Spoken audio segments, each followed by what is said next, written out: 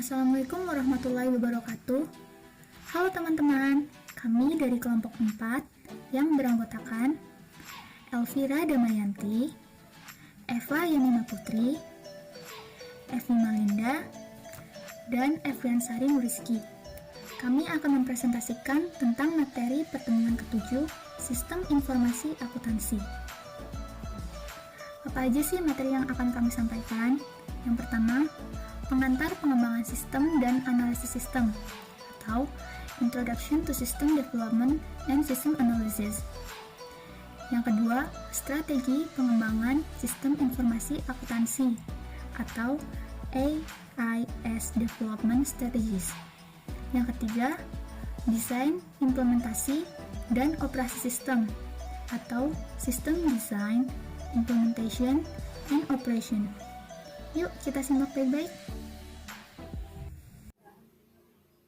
Pengantar pengembangan sistem dan analisis sistem, atau Introduction to System Development and System Analysis. Di sini akan diterangkan tentang dua subbab, yaitu pengembangan sistem dan merencanakan pengembangan sistem. Sebelum masuk ke materi, kita perlu mengetahui bahwa seiring berjalannya waktu, sebagian besar organisasi akan meningkatkan atau mengganti sistem informasinya. Organisasi atau perusahaan ini mengubah sistem untuk alasan berikut. Yang pertama, perubahan pada kebutuhan pengguna atau bisnis agar tetap responsif dengan perubahan. Kedua, perubahan teknologi. Ketiga, peningkatan proses bisnis. Keempat, keunggulan kompetitif perusahaan. Kelima, peningkatan produktivitas. Keenam, integrasi sistem.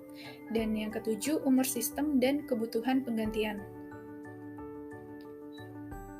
Pengembangan sistem. Berikut merupakan siklus pengembangan sistem atau System Development Life Cycle atau disingkat SDLC. Yang pertama dalam siklus ini yaitu analisis sistem.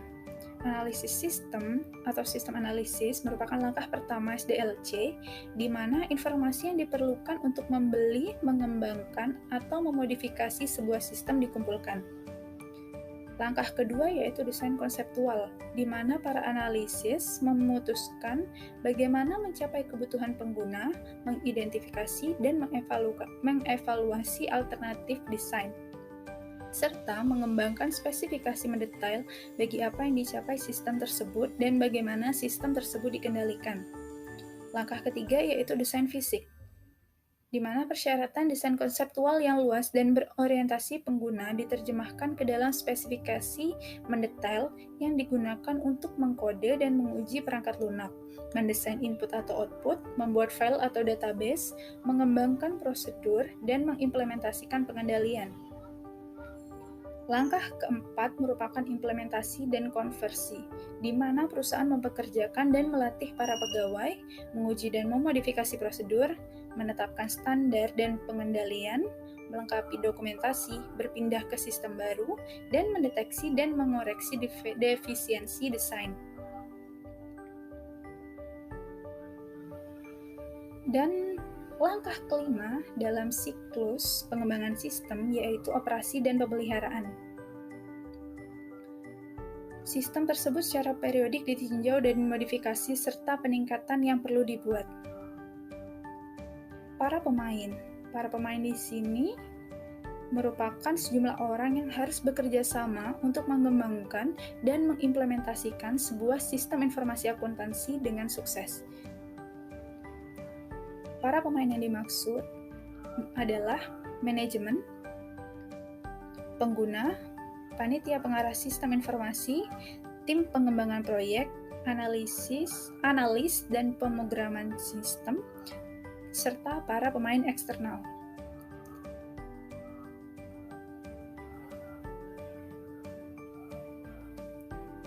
Merencanakan pengembangan sistem. Rencana pengembangan sistem yang diperlukan ada dua, yaitu rencana pengembangan proyek atau Project Development Plan, yaitu dokumen yang menunjukkan kebutuhan proyek, sebuah analisis biaya manfaat, serta bagaimana sebuah proyek akan diselesaikan, siapa yang menjalankannya, dan waktu penyelesaian. Yang kedua, rencana induk atau master plan. menjelaskan sistem tersebut akan berisi apa saja, bagaimana sistem akan dikembangkan, siapa yang akan mengembangkannya, status proyek-proyek dalam proses, prioritas yang direncanakan, dan kriteria prioritas. Teknik-teknik perencanaan. Teknik-teknik perencanaannya ada dua. Yang pertama, program Evaluation dan Review Teknik atau PERT, dan yang kedua, Bagan-Gran. PERT adalah sebuah cara untuk merencanakan, mengembangkan, mengordinasi, mengendalikan, dan menentukan waktu dari aktivitas-aktivitas pengembangan sistem. Seluruh aktivitas serta contoh dan hubungan selanjutnya di antara aktivitas-aktivitas tersebut diidentifikasi dan ditunjukkan pada sebuah diagram PERT. Yang kedua, Bagan-Gran. Bagan-Gran merupakan sebuah grafik batang yang digunakan untuk perencanaan proyek. Grafik tersebut menunjukkan aktivitas proyek di sisi kiri, unit waktu di atas, dan waktu tiap aktivitas diharapkan untuk dijalankan sebagai sebuah batang horizontal. Berikut ini merupakan contoh dari Bagan-Gran.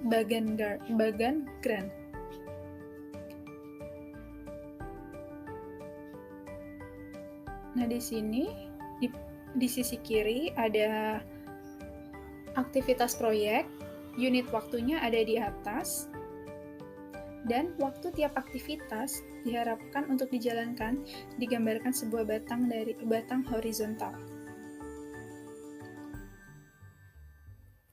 Lanjut, analisis kelayakan.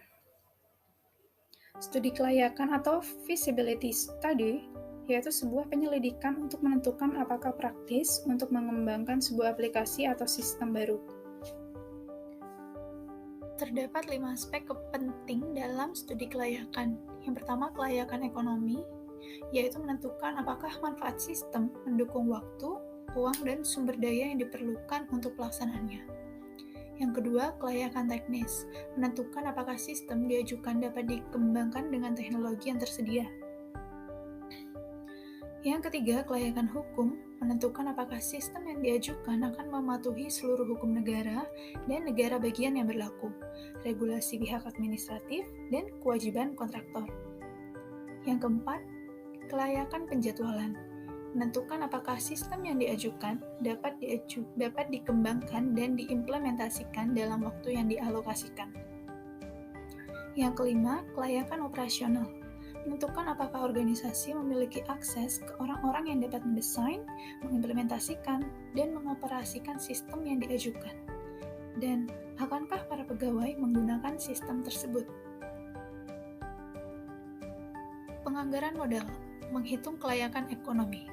Model penganggaran modal atau capital budgeting model merupakan sebuah teknik pengembalian atas investasi yang digunakan untuk membandingkan manfaat dan biaya yang diestimasi untuk menentukan apakah sebuah sistem bermanfaat biaya.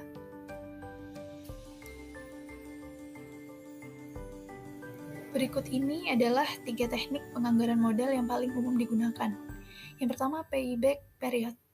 Sebuah teknik pengembalian atas investasi yang digunakan untuk menghitung jumlah tahun yang diperlukan agar tabungan bersih menyamai biaya awalnya. Nilai sekarang bersih atau Net Present Value atau NPV, sebuah teknik pengembalian atas investasi yang mendiskontokan seluruh arus kas masa depan yang diestimasi kembali ke masa sekarang dengan menggunakan tingkat diskonto yang merefleksikan nilai waktu uang. Dan yang ketiga, tingkat pengembalian internal atau Internal Rate of Return atau IRR, sebuah teknik pengembalian atas investasi yang menghitung tingkat bunga yang membuat nilai sekarang dari total biaya sama dengan nilai sekarang total simpanan. Aspek perilaku perubahan. Aspek perilaku perubahan atau behavioral aspect of change merupakan cara positif dan negatif orang-orang bereaksi terhadap perubahan. Mengelola reaksi perilaku ini krusial untuk mengimplementasikan sebuah sistem baru dengan sukses. Mengapa masalah perilaku terjadi? Masalah perilaku dapat terjadi karena yang pertama, ketakutan karena ketidaktahuan dan ketidakpastian. Yang kedua, kurangnya dukungan manajemen puncak. Yang ketiga, pengalaman dengan perubahan sebelumnya. Yang keempat, komunikasi. Yang kelima, sifat perubahan yang menunggu. Yang keenam, cara perubahan diperkenalkan. Yang keenam, bias dan emosi. Dan yang ketujuh, karakteristik dan latar belakang pribadi. Bagaimana orang-orang menentang perubahan? Perlawanan awal biasanya keras, ditunjukkan dengan kegagalan untuk memberi para pengembang informasi, kelambanan, atau kinerja di bawah standar. Perlawanan biasanya berupa salah satu dari ketiga bentuk ini, agresi, proyeksi, atau penghindaran. Agresi atau aggression, perlawanan terhadap perubahan yang dikehendaki untuk menghancurkan, melumpuhkan, atau melemahkan efektivitas sistem, seperti peningkatan tingkat kesalahan, gangguan, atau sabotase yang disengaja.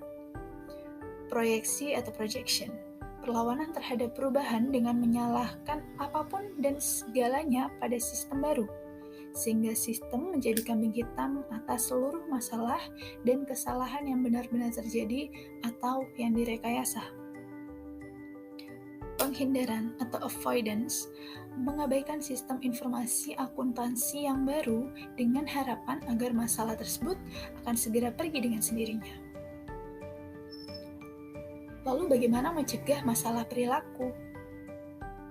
Masalah perilaku tersebut dapat dicegah dengan hal-hal berikut. Yang pertama, memperoleh dukungan manajemen, memenuhi kebutuhan pengguna, melibatkan pengguna, menghilangkan ketakutan dan menekan peluang-peluang baru, menghindari emosionalisme, memberikan pelatihan, memeriksa ulang evaluasi kinerja, menjalin lini komunikasi yang terbuka, menguji sistem, menjaga agar sistem tetap tersederhana dan memperlakukan sistem seperti manusia. Dan yang terakhir, mengendalikan ekspektasi pengguna. Analisis sistem dibagi menjadi 5, yaitu penyelidikan awal, survei sistem, studi kelayakan, kebutuhan informasi dan persyaratan sistem, dan laporan analisis sistem. Yang pertama, penyelidikan awal. Di penyelidikan awal ini, terdapat menyelidiki setiap aktivitas pengembangan, membuat sebuah permulaan penilaian kelayakan, menyiapkan sebuah proposal untuk menjalankan analisis sistem. Survei sistem, yaitu mempelajari sistem saat ini untuk mendapatkan pemahaman yang menyeluruh mengenai bagaimana ia atau sistem itu bekerja. Yang ketiga, studi kelayakan, mengembangkan sebuah analisis kelayakan yang lebih menyeluruh, terutama terkait manfaat dan biaya ekonomi. Yang keempat, kebutuhan informasi dan persyaratan sistem, seperti mengidentifikasi kebutuhan informasi pengguna, menentukan tujuan dan persyaratan sistem baru tersebut. Dan yang kelima, laporan analisis sistem, yaitu menyediakan manajemen dengan temuan-temuan fase analisis. Selanjutnya kita membahas strategi pengembangan SIA. Berikut merupakan kesulitan-kesulitan perusahaan ketika mengembangkan sebuah sistem informasi akuntansi. Banyak permintaan pengembangan sehingga proyek menumpuk. Para pengguna merasa bahwa SIA baru tidak memenuhi kebutuhannya.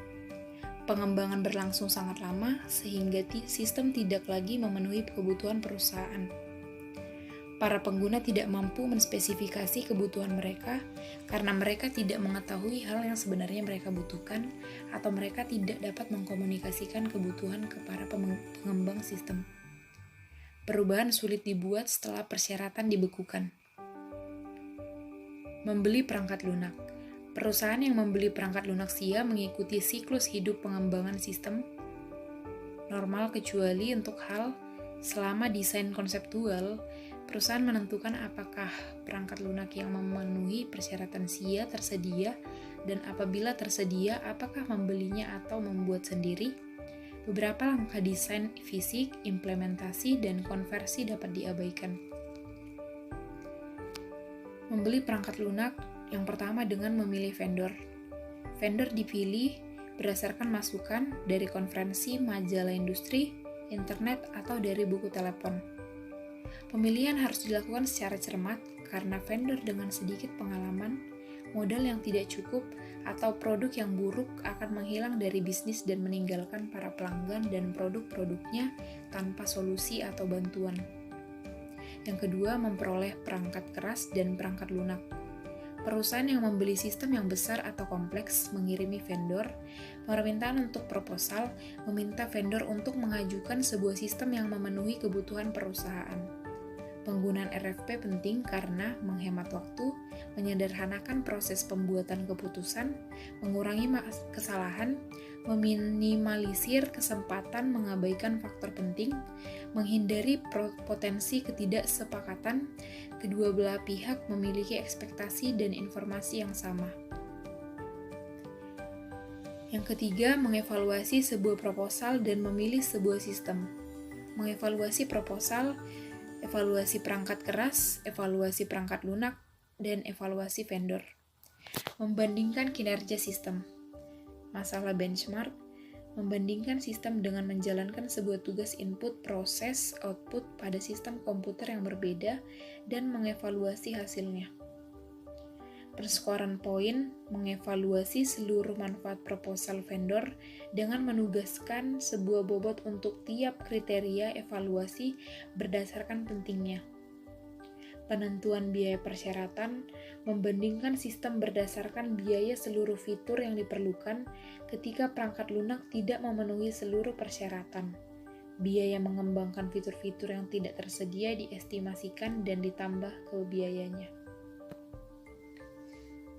Selanjutnya, pengembangan oleh Departemen Sistem Informasi In-house. Organisasi mengembangkan perangkat lunak yang dibuat khusus untuk memenuhi kebutuhan unik sebuah perusahaan tertentu yang diharapkan akan memberikan sebuah keunggulan kompetitif yang signifikan. Custom software diciptakan in-house atau oleh perusahaan luar yang dibayar untuk membuatnya atau merakitnya dari inventaris modul program. Ketika memanfaatkan pengembang luar, perusahaan harus menjaga pengendalian terhadap proses pengembangan dengan cara cermat memilih pengembang yang memiliki pengalaman, menandatangani kontrak yang menegaskan dengan kuat hubungan antara perusahaan dan pengembang, merencanakan proyek secara detail dan mengawasi proses pengembangan secara berkala, berkomunikasi secara efektif dan berkala, mengendalikan seluruh biaya dan meminimalkan pengeluaran kas sampai proyek tersebut selesai. Yang pertama, perangkat lunak yang dikembangkan pengguna akhir. Komputasi pengguna akhir merupakan pengembangan, penggunaan, pengendalian, terus-menerus atas sistem informasi berbasis komputer oleh para pengguna. Keuntungan dan kerugian komputasi pengguna akhir. Keuntungannya, penciptaan, pengendalian, dan implementasi pengguna, sistem yang memenuhi kebutuhan pengguna, ketepatan waktu, membebaskan sumber data sistem, fleksibilitas dan kemudahan pengguna. Kerugiannya, kesalahan logika dan pengembangan, aplikasi yang diuji dengan tidak layak, sistem yang tidak efisien, sistem yang dikendalikan dan didokumentasikan dengan buruk, sistem yang tidak kompatibel, duplikasi sistem dan data sumber daya yang terbuang, peningkatan biaya. Mengelola dan mengendalikan komputasi pengguna akhir, helpdesk mendukung dan mengendalikan aktivitas pengguna akhir. Para analis dan teknisi yang menjawab pertanyaan pegawai dengan tujuan mendorong, mendukung, mengarahkan, dan mengendalikan aktivitas pengguna akhir.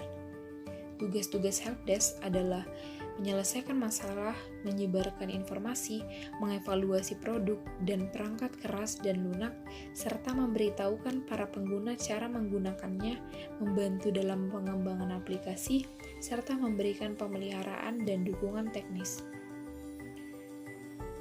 Selanjutnya kita membahas mengalihdayakan sistem.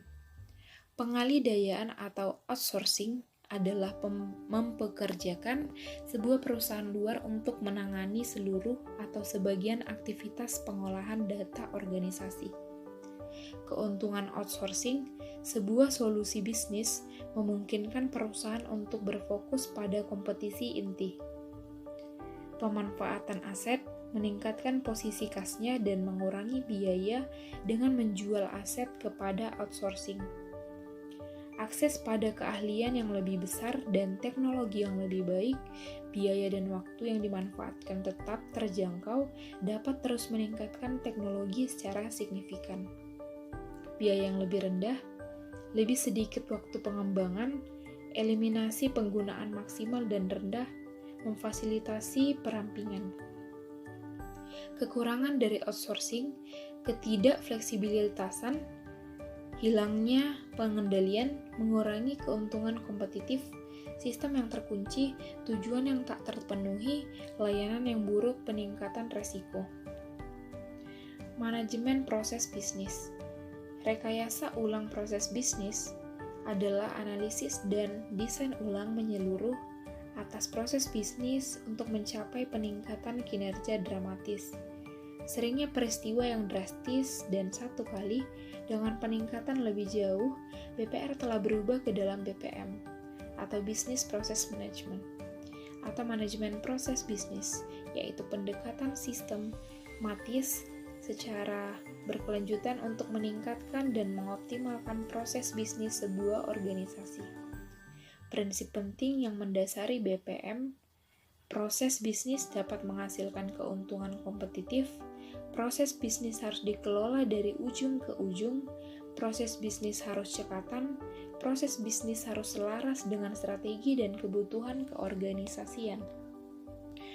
Sistem manajemen proses bisnis adalah sebuah sistem yang mengotomatisasikan dan memfasilitasi peningkatan proses bisnis di seluruh SDLC. BPMS memiliki 4 komponen utama. Yang pertama, sebuah mesin proses untuk memodelkan dan menjalankan aplikasi termasuk aturan bisnis.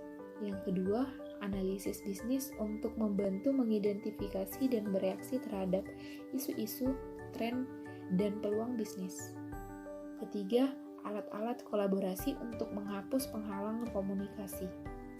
Keempat, pengelola isi untuk menyimpan dan mengamankan dokumen, gambar, dan file elektronik lain.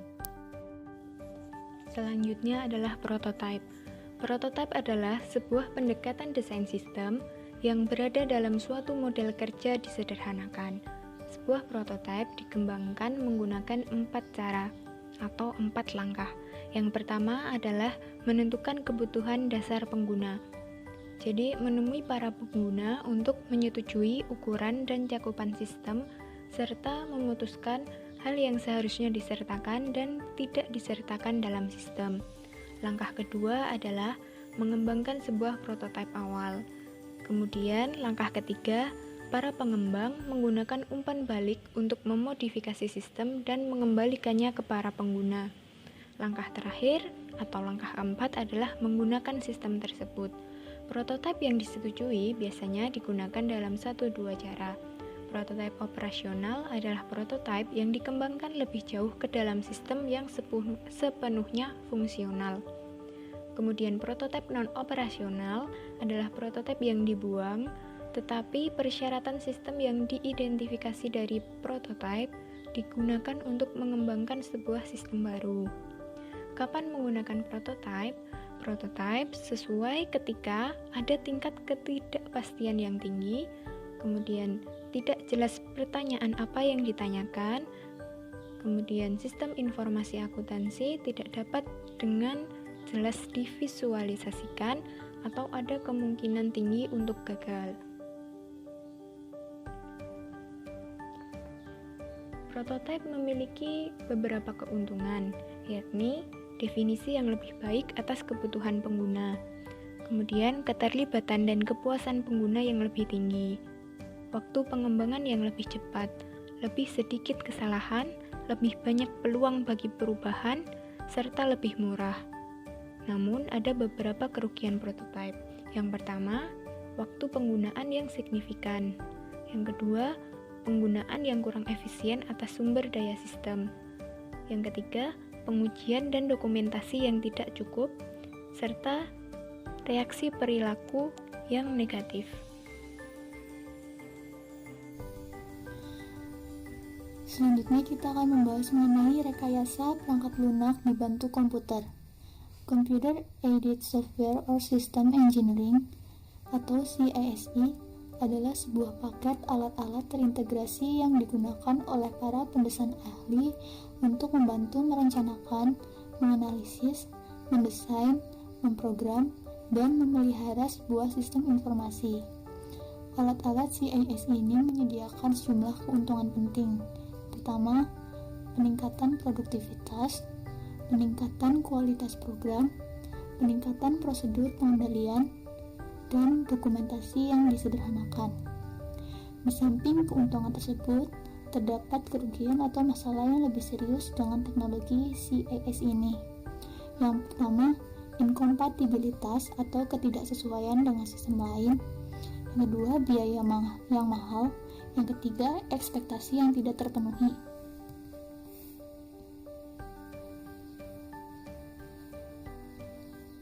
Selanjutnya kita akan membahas mengenai desain, implementasi, dan operasi sistem. Yang pertama, desain sistem konseptual. Ada dua langkah untuk desain sistem konseptual. Yang pertama, mengevaluasi alternatif desain.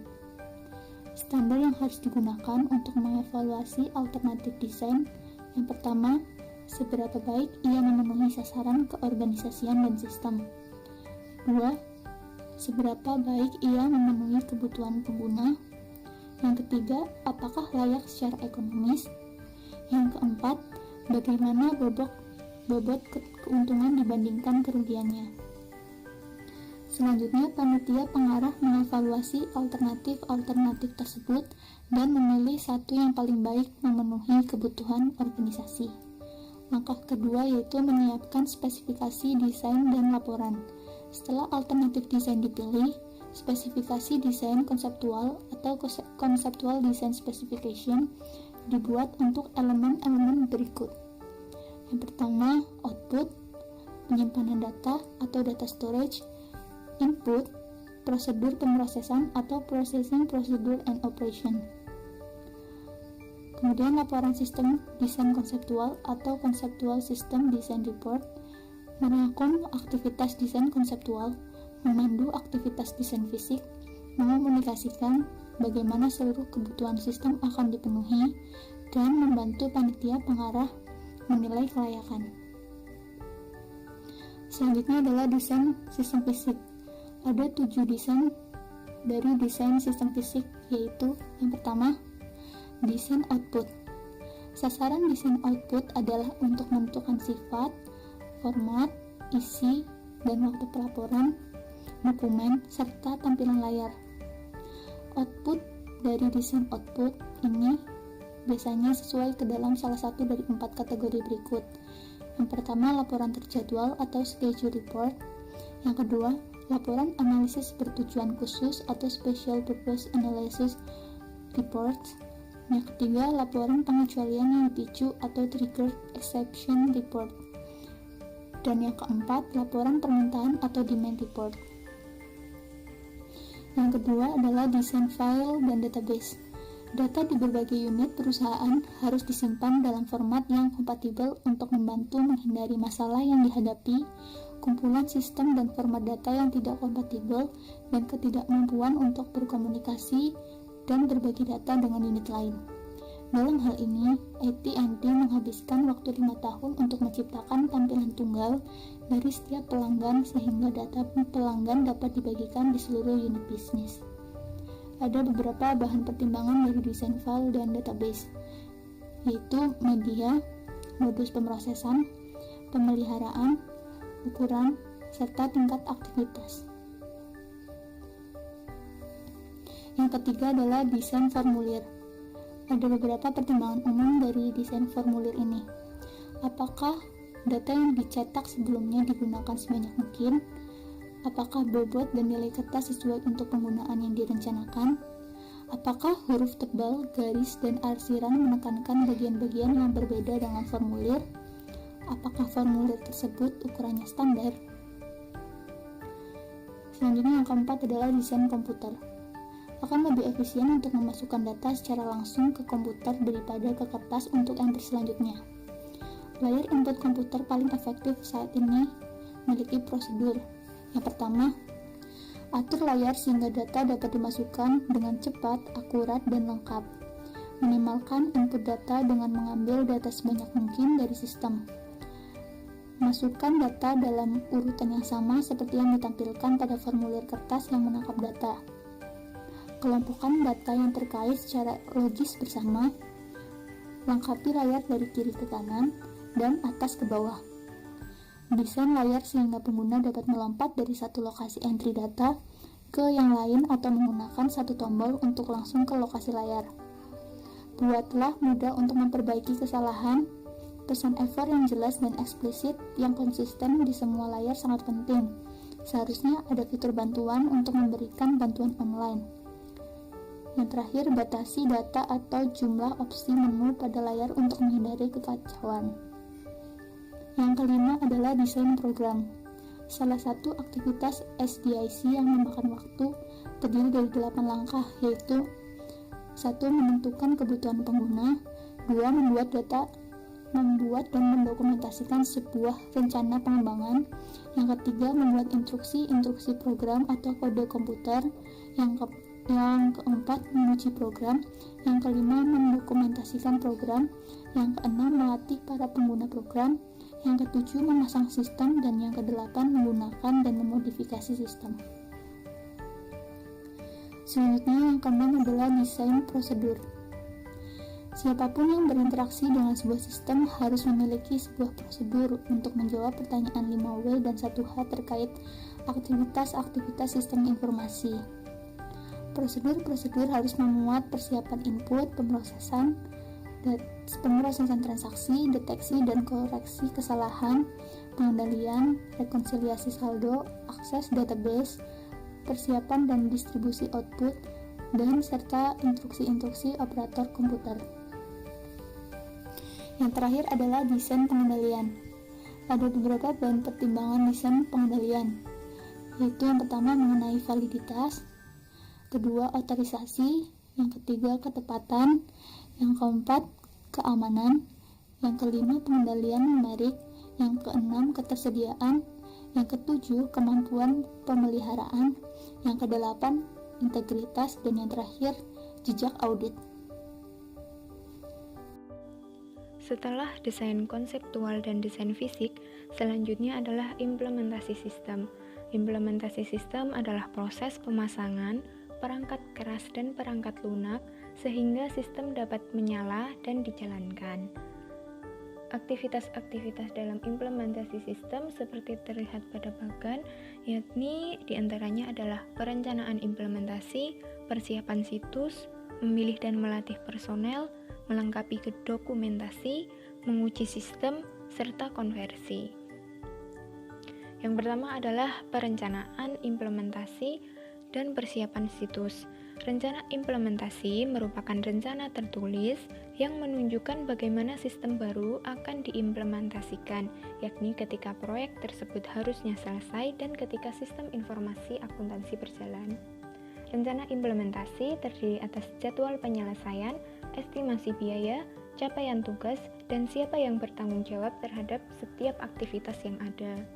Tim implementasi harus mengidentifikasi faktor yang mengurangi keberhasilan proses implementasi serta membuat rencana strategis untuk mengatasinya.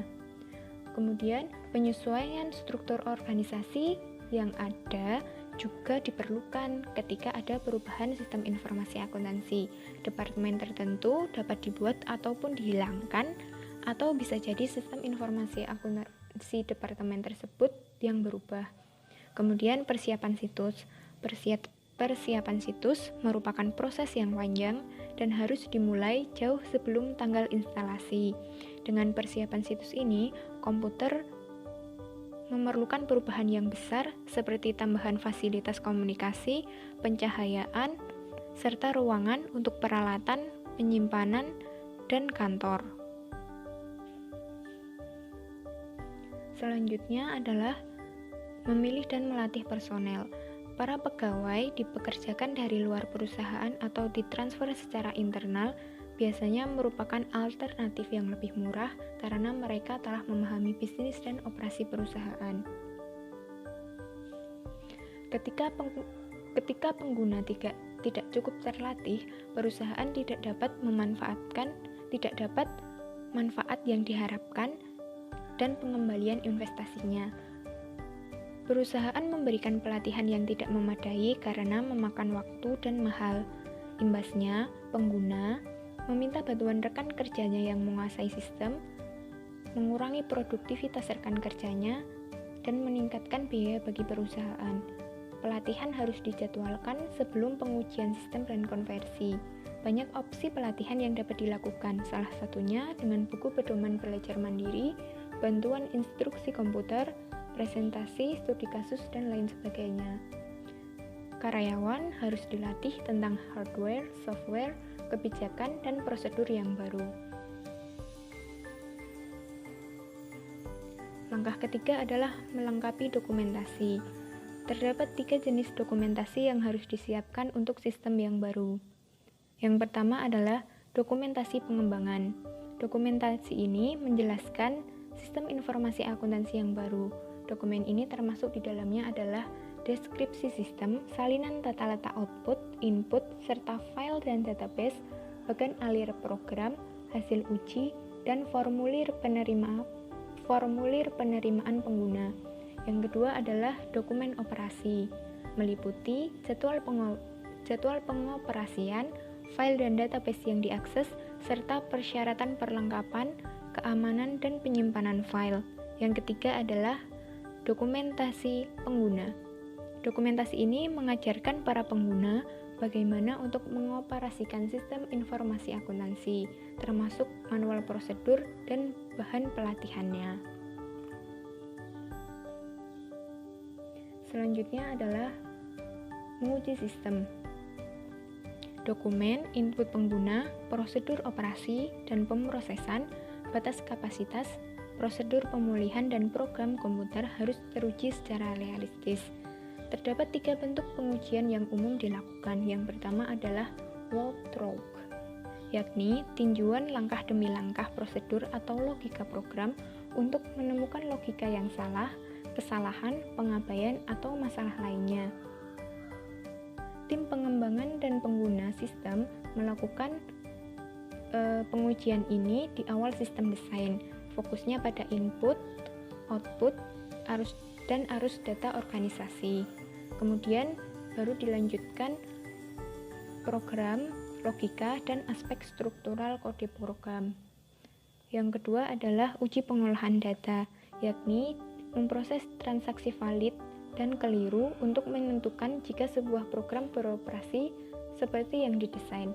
Jadi nanti transaksi yang valid ditangani dengan layak, serta kesalahan dideteksi dan dihadapi secara tepat.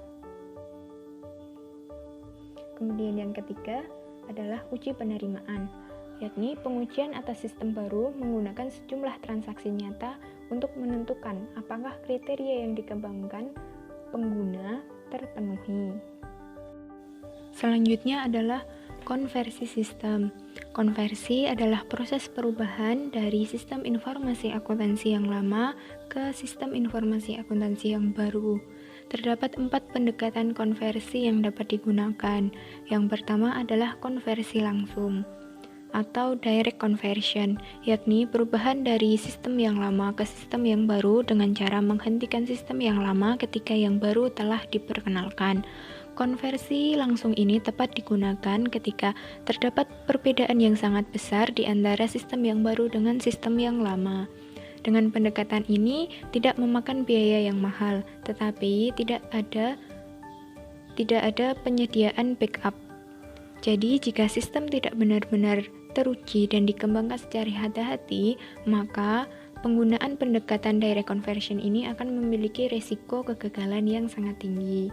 Yang kedua adalah konversi paralel, yakni perubahan dari sistem yang lama ke sistem yang baru dengan mengoperasikan kedua sistem secara bersamaan sampai organisasi yakin sistem baru berfungsi dengan benar.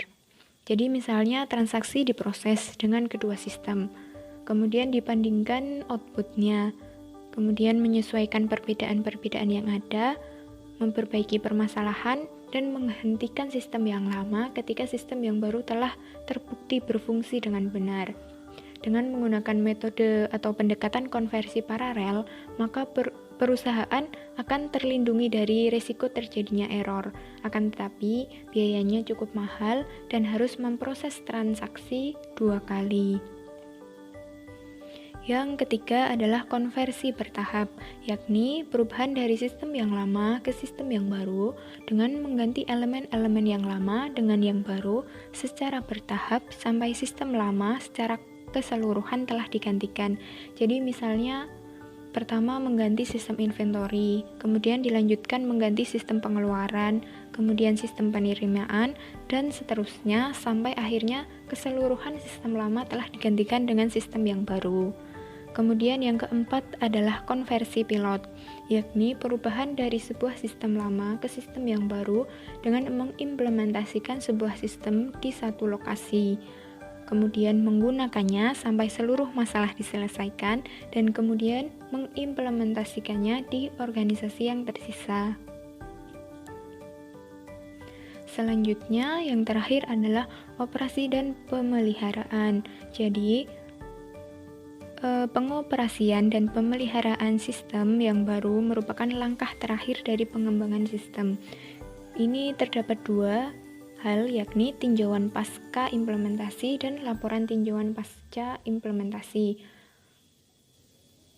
Yang pertama adalah tinjauan pasca implementasi, yakni tinjauan yang dibuat setelah sistem baru telah beroperasi dalam periode singkat untuk memastikan apakah sistem baru tersebut memenuhi sasaran yang direncanakan, kemudian mengidentifikasi kecukupan standar sistem, serta meninjau pengendalian sistem.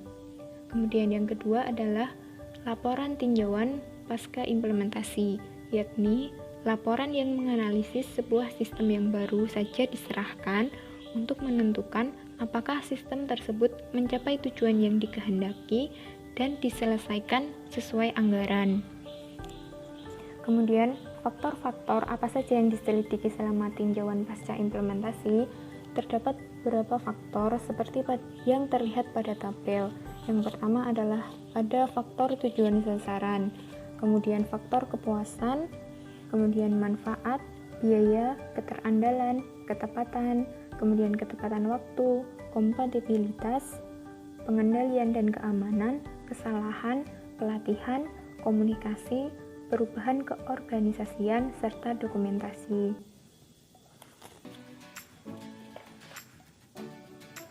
Sekian pembahasan materi pada kesempatan kali ini. Terima kasih dan semangat UTS-nya.